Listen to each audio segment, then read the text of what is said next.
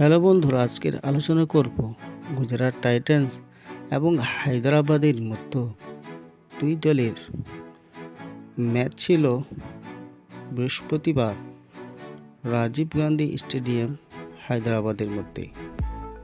কিন্তু বৃষ্টির কারণে সমস্ত খেলা ভেস্তে গেল।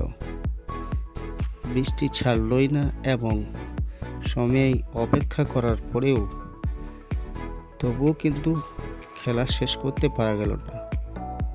এই জন্য কামিংসের সানরাইজার্স হায়দ্রাবাদ প্লে অফে চলে গেল এবং গুজরাট টাইটান্স শেষ বিদায় নিল আইপিএল থেকে।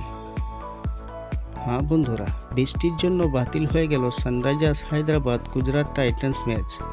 বৃহস্পতিবার হায়দ্রাবাদের টানা বৃষ্টিতে টস করাও সম্ভব হয়নি। রাত 10:10 পর্যন্ত অপেক্ষা করার পর ম্যাচ বাতিল ঘোষণা করার সিদ্ধান্ত নেন আম্পায়াররা। তবে 1 পয়েন্ট পেয়ে আইপিএলের প্লে অফে জায়গা পাকা করে ফেললেন প্যাট কামিন্সরা। এই দিন বিকাল থেকে টানা বৃষ্টি হলো হায়দ্রাবাদে, কখনো হালকা আবার কখনো মাঝারি। মাঝে কিছুটা সময় বৃষ্টি থেমে গিয়েছিল। রাত 8টায় টস করে 8:15 থেকে খেলা শুরুর কথা জানানো হয়, কিন্তু 7:50 থেকে আবারও বৃষ্টি শুরু হয়। শেষ পর্যন্ত আর ম্যাচ আয়োজন সম্ভব হয়নি।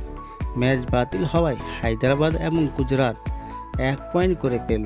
13 ম্যাচে 15 পয়েন্ট পেয়ে তৃতীয় দল হিসেবে শেষ 4-এ চলে গেল হায়দ্রাবাদ, কারণ একমাত্র চেন্নাই ছাড়া আর কোনো দলের পক্ষে 15 বা তার বেশি পয়েন্ট পাওয়া সম্ভব নয়।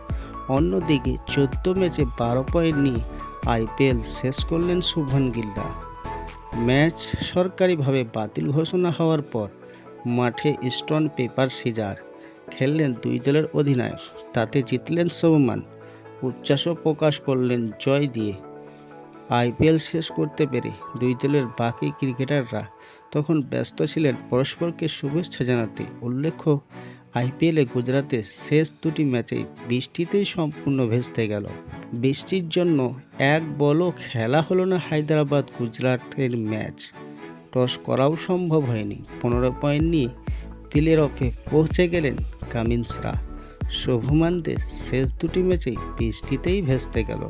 হ্যাঁ বন্ধুরা, বৃষ্টির কারণে হায়দ্রাবাদ রাজীব গান্ধী স্টেডিয়ামে যে গুজরাট টাইটান্স এবং হায়দ্রাবাদের মধ্যে খেলা ছিল, কিন্তু সেই খেলা বৃষ্টির কারণে বাতিল করা হয়েছে।